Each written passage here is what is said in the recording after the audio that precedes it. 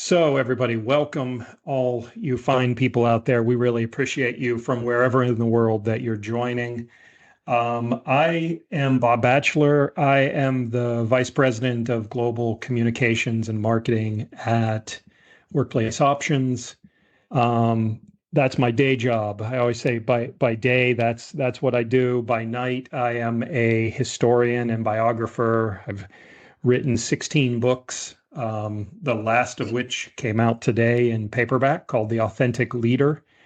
And that makes me the perfect person, I think, to talk with Don Thompson today about inclusive leadership and why it matters to you, why it should matter.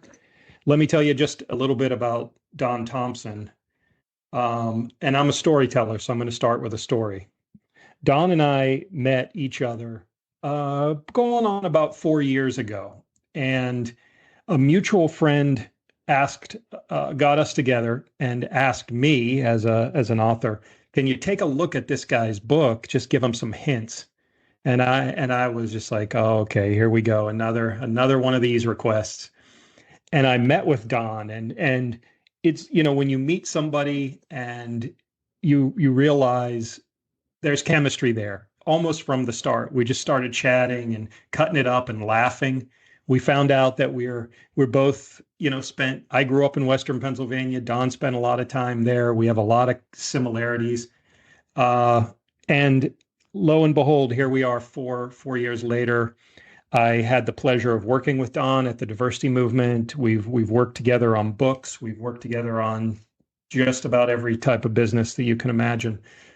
And what I really like the most about Don Thompson is he is a caring person. And it comes through as a leader, it comes through as a friend. And so this guy who's achieved just about everything that a person can achieve in the business world, but his feet still touch the ground. And that's, I think, Don's best trait. So, Don, any intro words before we chop it up? Get into some questions? We can dive in, but the one thing that I will say is that I'm excited to be here with this audience and be helpful with both lessons learned and lessons learning is the way I like to humbly describe it to people. But no, we're gonna have a good time and give some good nuggets out between the two of us. Yeah, and I think let's just start. Let's dig in. Inclusive leadership, when we think about it, it prioritizes people by focusing on things that we know, that seem, we think we know so much about them that they almost seem rote, things like trust, respect, collaboration. Leaders who practice this style, they ensure that all the team members feel valued. They want to contribute to a sense of belonging, a sense of well-being. And this is so opposite to the way that you and I came up in the business world, which was traditional, top down. You didn't say boo to your leader. You did what they said, and that was it. And your relationship was that person's the boss, you're the follower, and that's the end of the line.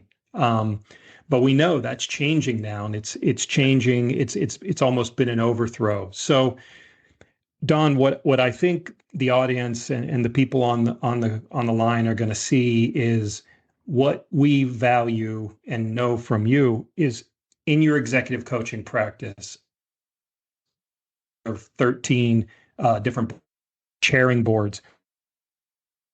And from your perspective of talking to leaders all over the world. So, from your perspective as a senior leader and a board member, what are the obstacles that leaders face when they're trying to implement inclusive leadership?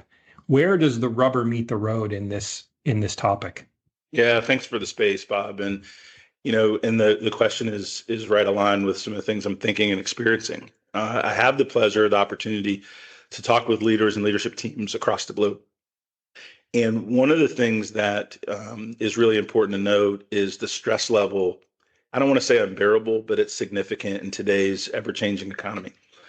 And so leaders are measured by hard numbers, deliverables, profit, growth, right? And it has been difficult for leaders in many cases to link those hard measures with the way people need to be treated, the way culture needs to be built and sustained, and that those things, in essence, are a part of the same formula for what a healthy, sustainable business should look like. So the challenge for leaders is when you have that daily pressure, that quarterly reporting, that fiscal pressure, you can lose sight that the way to achieve excellence, the way to beat your competition, the way to better care for your members is, in fact, employee engagement. And when you think about the engagement of your employees, when you think about providing an environment of psychological safety, just the fact of thinking, actioning, and now measuring those things in your organization moves you on the path of being an inclusive leader. But to answer your question directly, that first mental model that leaders have to really overcome, that barrier to entry in this journey, is to understand that to meet the hard measures, you have to be excellent in the soft skills. You have to understand how to link those things together so that, and this is really important in the work that I do and for me personally, people are modeling your behavior. People are looking to the leaders of the organization and determining what behaviors are acceptable, what language is acceptable, what people operations means to the bottom line is acceptable. So if the leader is thoughtful in how they communicate, if the leader is coaching in how they elevate, this will now trickle downstream because people will model the behaviors, attitude, and delivery of the leaders in the organizations they work with. It's a huge responsibility for those in leadership, but it's worth it. That's fantastic, Don. And as always, when you and I talk, one answer leads to another question. Yeah. And I'll throw this, maybe it's a little bit of a curveball, because I know that you talk to executives at large companies. It's not just, even though you've been so successful in startups and leading companies to exit, also talking at the corporate level, people with thousands or tens of thousands or more employees. What's the difference for a leader at that level, where you can't reach down into an organization when you have, I don't know what the cutoff number is, but certainly you're not reaching down into when it's thousands or 5,000 or 10,000 employees. Yeah. So a couple of thoughts that we can share from folks that I've talked to and worked with, and I'll use specific examples where I can, right? And because we're talking about things that leaders do well, in this case, I can name drop a little bit. Easter Seals of North Carolina is a $140 million organization, 1,300 plus employees, and Luann Welch is the CEO and a good friend. One of the things that she does every week is she writes a letter to her employees, and it comes out every Sunday. And that letter talks about the wins in the organization, things that she's seeing that she's pleased with, areas of opportunity to improve, but it is a thoughtful content piece in her own voice that is delivered to her team on a weekly basis. That's a small but powerful example in terms of communication. Another CEO in the organization, and Bayada Health is a larger organization, about 30,000 people. And David Bayada is very focused on personally leading the town hall meetings that the team has and creating an environment of psychological safety to where these aren't just scripted events. They have a very robust, lively, authentic question and answer session with the CEO. And that creates the ability to allow your authenticity to push through the organization, but also to have that real-time connectivity with the team that you're leading, even though you may not know everyone personally once you get 1,000, 10,000, 30,000. I'm working with an organization that has close to 100,000 folks in the organization. And here's the difference here. Now you have to make sure at this scale that the communication platforms and structures through your leaders, through your personal behavior, and that your PR, marketing, and comms team place a value on employee communication internally as much as they do brand growth, product marketing, marketing comms, and all the other elements of PR. Most leaders of companies of scale are very proficient in brand excellence external, but many miss the mark in terms of the consistency, authenticity, and specificity that your employee teams need to feel safe. One of the things that leaders will say to folks all the time, and I'm the same way, is I hate surprises, right? Good or bad. I want predictability, right? And we say that as leaders to our team, them rolling up information to us. I'll say things like, I want bad news fast. The faster I get the news, the more chance we have to react, to respond appropriately. Well, that's a two-way street. So if you're an organization that's going through tough fiscal times and you have to do layoffs, you have to make tough decisions that are going on in the world today. Well, that means you've got 40, 50, 60,000 people that weren't laid off, but have the anxiety of whether or not the business is doing it for a strategic reason to put more money in a different place. Are we fiscally healthy? What's happening to my job? Now I've got to do the job of 2 or 3 people. So that internal two-way street of corporate communication needs to focus on the employee as the center of that communication universe, because those are our ambassadors that make everything we want to do as a leader grow and shine and excel.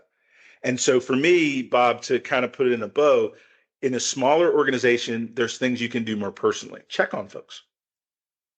Don't just use Slack or Teams or different things as a transactional tool. Use it as a tool to say, Bob, Joanne, John, do you have 5 minutes? I just want to catch up with you. No agenda, no deliverable. I just want to see how you're doing, right? Give me a shout when you've got a minute. Because when we were all in an environment, we're in the office together, we could do that at the water cooler. We could walk around. We could go by each other's office. In the hybrid environment, we have to be much more intentional about how we communicate, how we create psychological safety, and how we follow up, right, on things that we do hear from our team. Thanks for that, Don. That's a good way of looking at various types of organizations. And I know that Beata is doing fantastic. And I know Luann as well and her team killing it at Easter Seals. Just a fantastic organization, helping people, countless people across the Southeast. And I'll add some perspective to this, because what I value, and one of the things that I've learned working with you, is that, let's not talk about theoretical. We could, because I know the things you read and you know the things I do.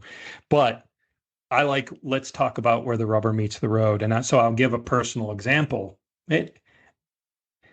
When you and I first started working together, I had been teaching at the university level. And it's a weird existence, because you're almost like a pro golfer.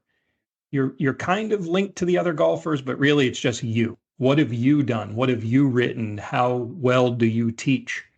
And I had done so much of my leadership in the corporate world before becoming a teacher in the 80s and 90s, into about the late .com crash. So that was still very much command and control environment. Mm-hmm. The last company I worked for was militaristic in their structure. When you went to a meeting, you didn't say your name. You said, you said, I'm Bob, I report to so-and-so. And that created your status in the meeting. Mm-hmm. So I carried all this baggage, even though it'd been a decade later, into my relationship with you. And I'm on your leadership team, but I don't trust when you tell me, hey, I want you to be honest with me. I hired you because you're smart. Do what I hired you to do. And it took me a long time to finally figure out, like, this guy's not pulling my chain. He's not going to yell at me. We're not going to go out in the back and have a fist fight. I can trust him. And as soon as that switch flipped, we were like a rocket ship. We did some amazing things. Not that we hadn't been working well before, but that trust, being able to believe in that it was incredibly helpful for me in what we were able to achieve. And so I think that's looking at it from the CEO down rather than just or from the up to the CEO. I think it's a valuable perspective as well. Yeah, I appreciate that story. And from my lens, and we got together at a good time because I'd really been working on me, right? And so I didn't look through the lens of why is this person so quiet? It's what can I do to create an environment to bring out the best in the individuals in my organization. And what I will tell you, as I've built businesses and worked with different teams, the ability to recruit rock star talent has a lot to do with the environment. When you're and so you as a leader need to create the environment of a couple things. Number one, when your team members do something amazing, don't steal their shine. Amplify what they've done. People crave recognition as a source of trust. It's not just recognition, they feel good because they did something for the company and they got recognized. Yes, that's true. But in order to develop trust as a leader, you can do that by how you administer praise. If you share successes and own responsibility, if you coach people through mistakes, not punitive to the mistake, people will start to trust your consistency of behavior over time. And the only way you grow as a leader is when you get the best information and insight from your team. But the only way you're going to get the best information and insight from your team is if they trust you. And so you have to work and develop trust every single day because you can lose it in an instant. And so the thing that I had to learn, and this was something as a son of a football coach, I was in the technology space for a while, hard charging business development sales professional for part of my career, right? I was all about the number, let's get money and move on. Let's get this money, right? And that was my mentality. And I was working with a business coach, this is 10, 15 years ago now. And he was trying to get me to understand the value of people dynamics, the value of being a better mentor. And I was like, I just need to get this EBITDA, I need to get this thing going. And he was like, Don, he said, you've been successful and I understand why you've got a certain way of doing things. What could you have done if you had less turnover in your businesses? What could you have done if your people weren't operating at 70% productivity and working at 90% productivity? And so this business coach knew me very well, right? That's why I was a good coach and mentor. I didn't want to leave any success on the table. And so if that meant I needed to change and become more so that people could be better equipped to win in my environment, then that's something I took on the challenge to do. And I started to read and grow. And I will tell you, it's only helped me to get on that inclusive leader journey. And the other thing I'll say, Bob, for leaders of all backgrounds, of all ethnicities, of all nationalities, nothing we're prescribing is for you to implement verbatim. What we are trying to share with you is being more thoughtful about the messaging you use in leading people, to be able to lead with questions and not statements. Because if you as a leader go into a room and you state your position and point of view, in 90% of corporations in America, large or small, that room will align with your statement. So you don't even know what the powerful alternatives are because you led with a statement of what you wanted. If you lead with questions of how can we achieve double-digit growth? How can we achieve cost savings in the next 2 quarters? How can we innovate and become a more digital aligned business, right? When you ask your team for their input before you make statements of direction, you'll be amazed at how collaborative your team becomes. Most of your team members aren't shy. They're not insecure. They just don't want to waste their words or time if the manager or the leader doesn't want to hear it. So you have to create an environment that they can trust that you truly want to hear their point of view and you want them to be a part of building the solution. And here's the thing that I am so excited that I've learned. If I can build a business where my team's ideas are heard and implemented, people implement their own ideas with more vigor, more enthusiasm, more commitment than my ideas.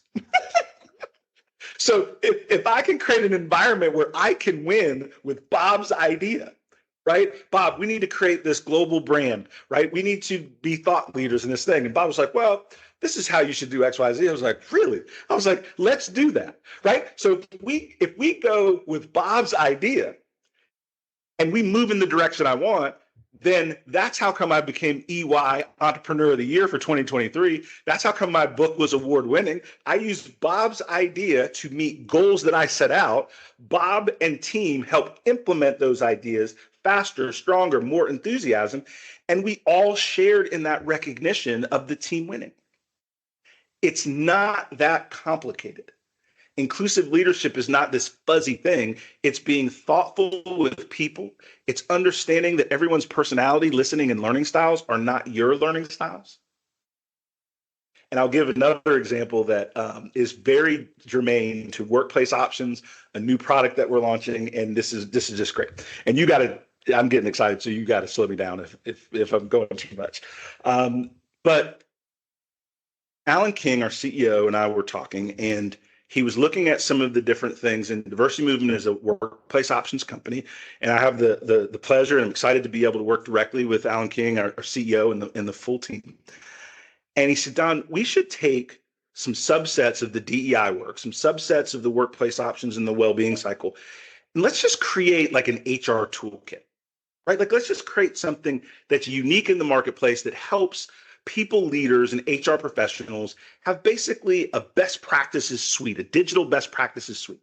And I was like, we can do that, right? Just give me a week or two and we're on it, right? So I go and get with our team and Jackie Ferguson and team, and anyone that knows Jackie and our team, they have lots of questions, right? So I'm in this meeting and I'm like, this should be super simple. And I'm in this meeting for an hour answering the most detailed, minute questions about this initiative. And I got frustrated because I'm wanting to move and groove and go. So I'm like, this is too many questions. It just is, it's a draft product. It's not going to market. It's a beta project. Let's just get to it. Here's the beauty of psychological safety. My team said, no. We need to fully understand what's required, and then we're going to deliver something you'll be proud of. And then I hushed and I finished the meeting and I went through the questions again and again. Here's this moral to this story. 2 weeks later, we had a prototype that we showed to the entire WPO leadership team at an offsite that was beautiful.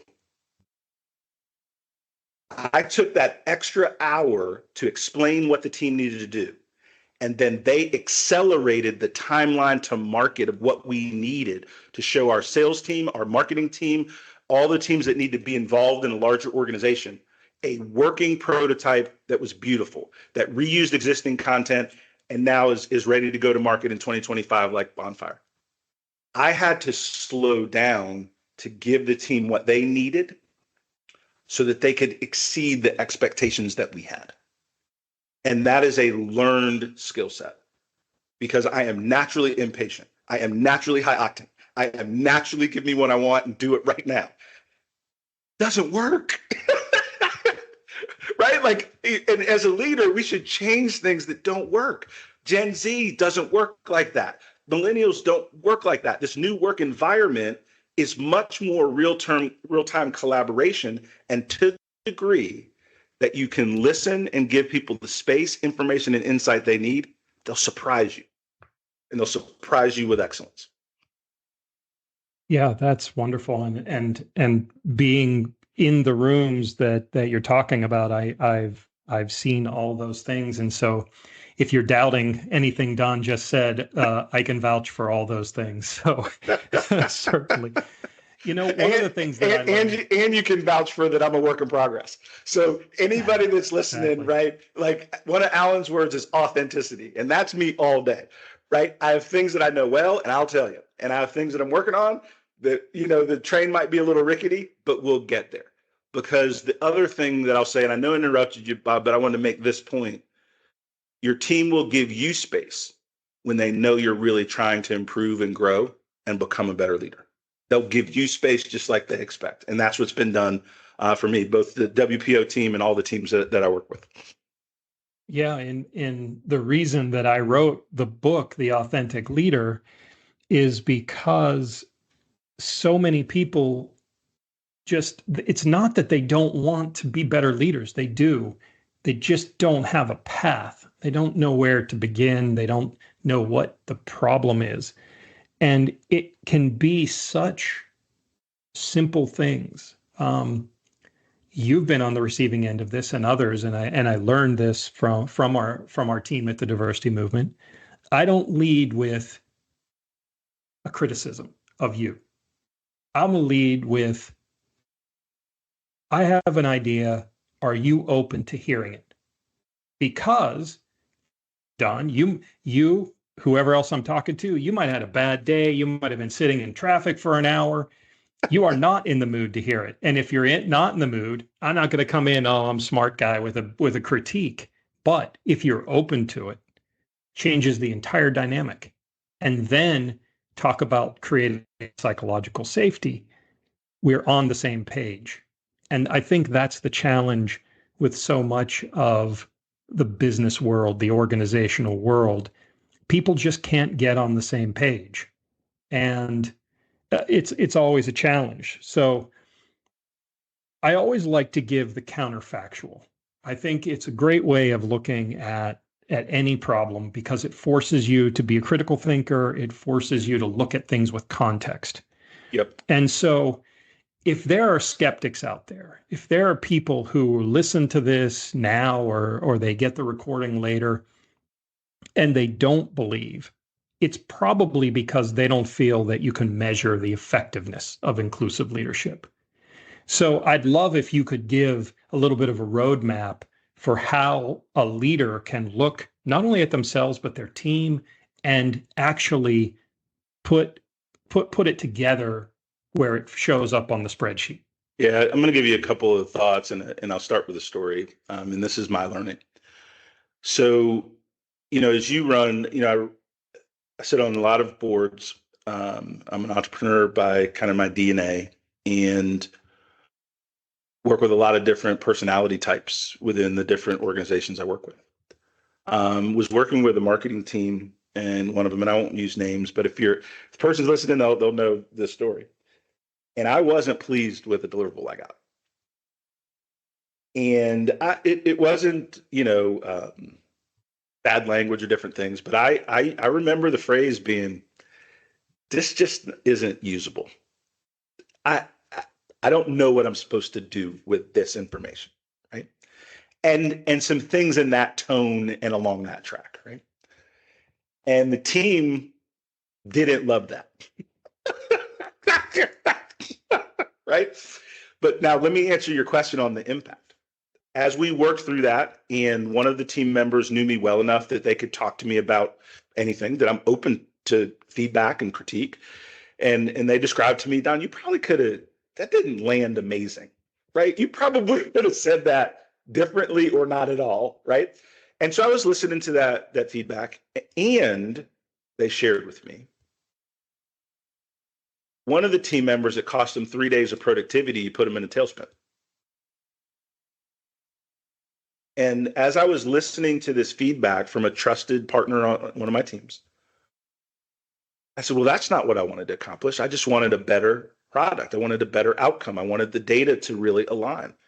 I didn't want to lose 3 days of productivity from a team member because they thought I was going to fire them, because they thought I was being unjust, because they thought all the things that I created because I didn't properly deliver critique in a coaching collaborative way. And I was wrong. When I think about this situation, I was wrong. And so when I talk to leaders about impact and measurables, I talk to them about the invisible stressors that people are going through in their work life that leaders don't understand. I talk to them about not turnover, that's obvious. I talk to them about not getting the best information any longer from their team because now their team is clamming up, trying to figure out the right thing to say to not make the boss angry.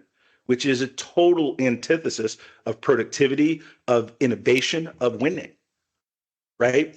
When we do look at the bottom line levers, your most important recruiters for your company are your current employees, how they feel about the organization. We then do look at the cost of retention. Some people say it's 1.5 to 2 times the person's salary. It's untrue. It's multiples of that. Here's why. Because anytime you have turnover in an organization, it affects the entire team around that individual. Now you have other people that've got to pick up work, other people that are feeling unstable in their environment because a team member has left. The reputational value, when you look at how your employer brand, right? Everyone's in a fight in a competitive environment for the best talent. And so you can't build a high-performing team with high turnover or underemployment because people are only working at 70 to 75% of their capability because they no longer believe in you as a leader. And so I, as a growing leader, a work in progress, right? Like I know a few things, but some things I'm learning.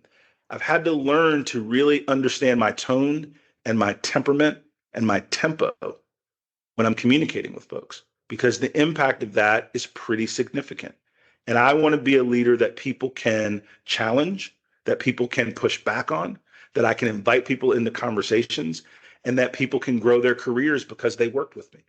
And so as an inclusive leader, when I come across in that manner, that's why the Bob Batchelors of the world, that's why the Jamie O'Sharks of the world, that's why folks that are talented in their own right, that could work anywhere they want, choose to work with not just the company brand, workplace options, but the leaders that they associate with on a regular basis within that organization. So Bob, when I'm dealing with skeptics, I don't try to convince them that inclusive leadership matters. I try to understand the goals they're trying to achieve and how inclusive leadership helps them achieve those goals. Yeah, that's good. That's people don't see it. It's like though my entire life professional life been dealing with skeptics. How does marketing work? How does PR work? How does thought leadership work? And I'm like, well, everybody in the world knows who Bill Gates is, because Bill Gates 20 years ago decided I'm going to be a thought leader. And now he's, love him or hate him, he's an icon. That's right. And the things that he the things he says matters around the world. And there are plenty of business leaders like that and people in our lives. They're skeptics all the time. I think I'd be remiss if I didn't talk about this, because you're one of the world's leading experts on diversity, equity, and inclusion. And we all know, it's just a fact right now, that sadly it's been a punching bag for a couple years in the media. Yeah. It's been hyped and underhyped and overhyped and changed. But there's always hope. Studies show, if you read the studies, that companies and their leaders are actually continuing to invest in DEI. They may not be saying those words. They might have changed the terminology. They're still expanding programs. For those who have been influenced by the hype, another counterfactual, how do you recommend that a leader think about DEI and think about bringing this in as a core strategy? Yeah, thank you so much for that question. So a couple thoughts.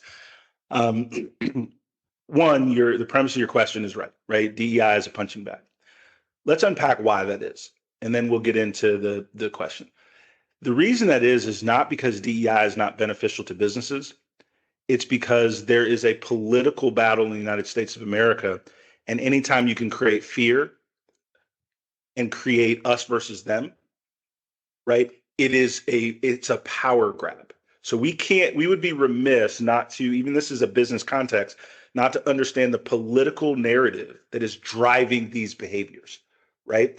And so when you understand that, then what you do with people that are skeptics is say, all right, let's remove diversity, equity, inclusion as a tagline. And again, let's talk about what you're trying to create as an organization. right? So as an organization to the CEO, say, well, how do you feel about talent? I want the best talent, and that's what's going to help me win against the competition. Say, great. So would that mean that you want to recruit at more colleges versus less colleges? No, we should recruit at more colleges. Okay. Does it also make sense that if somebody can do the job, but maybe they don't have the exact degree, but you can train them to do the job you need, we might want to open up the consideration set of who we're recruiting and talking to? Yeah, that makes a lot of sense. Do we think that people should be paid the same salary for the same work? Absolutely. I believe in fairness, right? Do you think that the way you communicate to people should be based on their personality, perspective, their life experience? Because do we want to offend people on purpose as a strategy? No, I don't want to offend people on purpose as a strategy. I want people to feel welcome. So after I talk to the CEO about what they want, what they believe, the mission, values of their organization, they believe in DEI.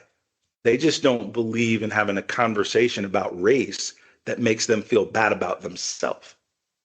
They don't want to have a conversation about gender that, if you're a male CEO, that makes you be associated with words like misogynist. Most people are scared of how they're labeled, and it takes them off center with the reason they're successful in business, which is creating an environment where employees can succeed. So when I talk about DEI and substitute DEI and use a phrase called a better workplace for all, that makes a lot of sense. It's really about context. And when you frame things in the right context that people can hear, do you want to sell more software? Yes. Are you selling to more female executives? Yes. Shouldn't you use less bro code language when selling to women leaders? Yes. Right? Now, all of a sudden, we're on the same page because we've done this magical but simple thing. We've linked these initiatives and conversations to how to make your business better. And that's how I articulate diversity, equity, inclusion and link it. If people want to talk about the attack on DEI, just Google that. And I got about 25 videos on why that is nonsense. And we can and it's there for you because that's my jam. But when we're having a thoughtful, reasonable conversation with people about where DEI sits, where psychological safety sits, where well-being sits as a corporate strategy, that's why we then end up talking about our employee engagement model that the WPO and TDM teams came together and we created something that we're launching through the WPO brand, because we're really looking at how do we think about employee engagement from the individual's point of view, the corporation's point of view, and we think about things like career navigation. We think about things like employee communication, what we talked about, and getting the right messaging to your teams.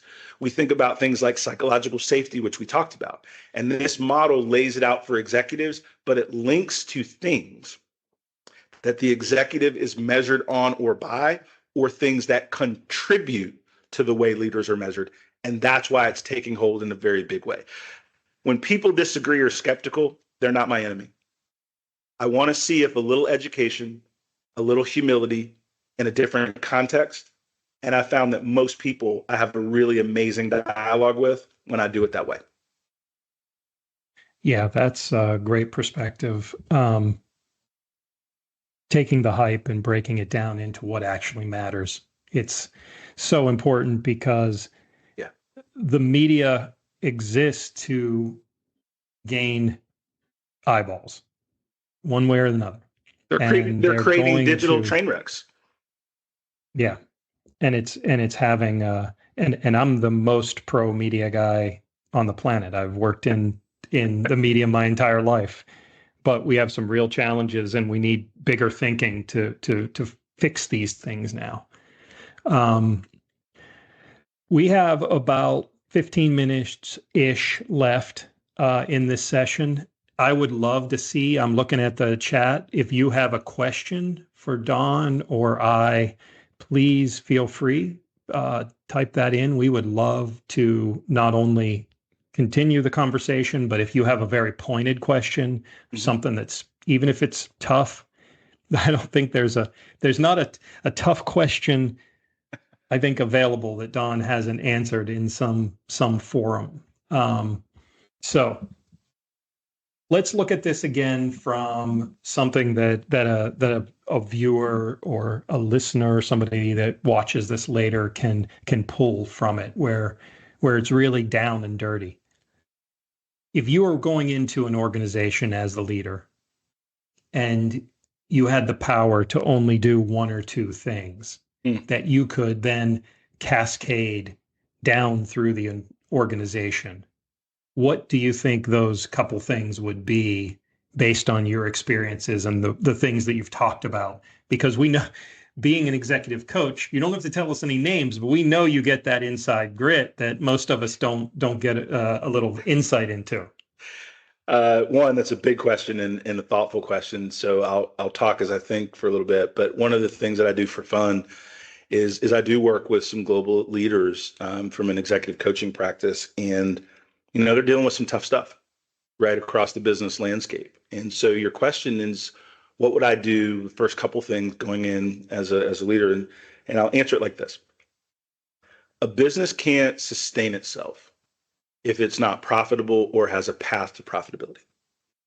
And so the first thing is fiscally motivated, and then I'll get to the people side. So one's going to be, it's like two sides to a coin, heads and tails. So one's going to be fiscal and one's going to be people. So you have to understand, of all the things you do as a business, what makes you special and unique, and what creates the most profit drivers for your business both now and in the future. So that kind of thing is what I would focus on first. Right? Because it's hard to take care of your people if you're going out of business. Right? Like it's like as good as I feel about all the things that I believe, right? You got to either be profitable or a path, right? Because business have ups and downs.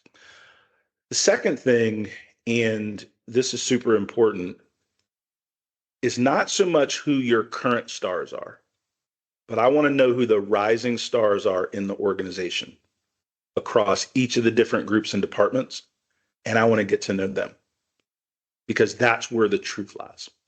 If you're going into a new organization, those executives are trying to figure you out, tell you what you want to hear. Like it's a whole political gymnastic exercise.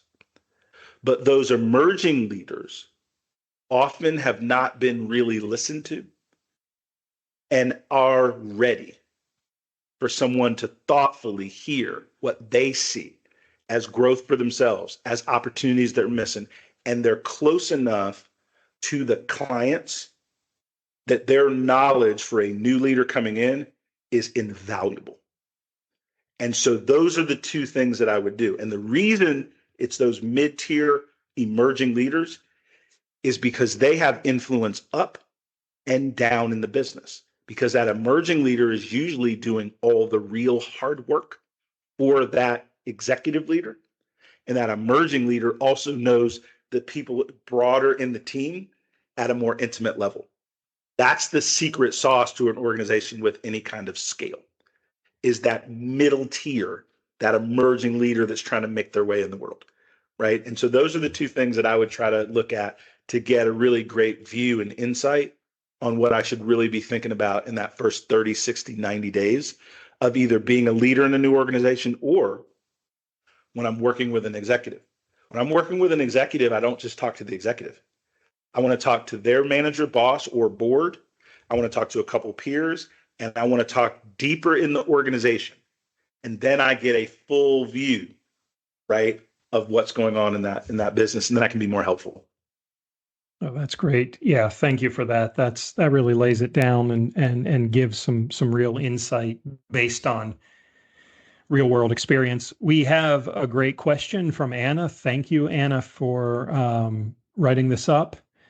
How can you create this dialogue with someone that is really closed with different ideas, closed to diversity, soft skills? How can you prove to them that inclusion and soft skills are really important? Yeah, and thank you first for the question, Anna. And there are some folks that, and I'll give an example without dropping names. I was talking to a business leader at a large business, and they said out loud, right? I'm 53 years old and I'm not going to change.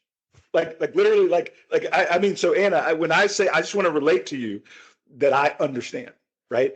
And so how did I deal with that? Is first I smiled and I said, not going to change. I said, interesting.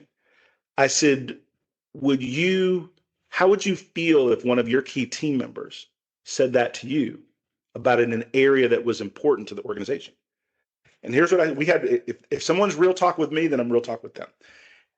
And I said, I'm not here for free. So someone in your organization thought that this dialogue had value. Your leader, your manager, right, has talked to me about your performance and goals. So I'm not sure which opinion we should rely on relative to you're not going to change. And then all of a sudden the demeanor in the meeting, it loosened up a little bit. Now, Anna, I'm not saying that that's the way that you can be directive, because I don't know your specific situation. So let me give you a little broader component.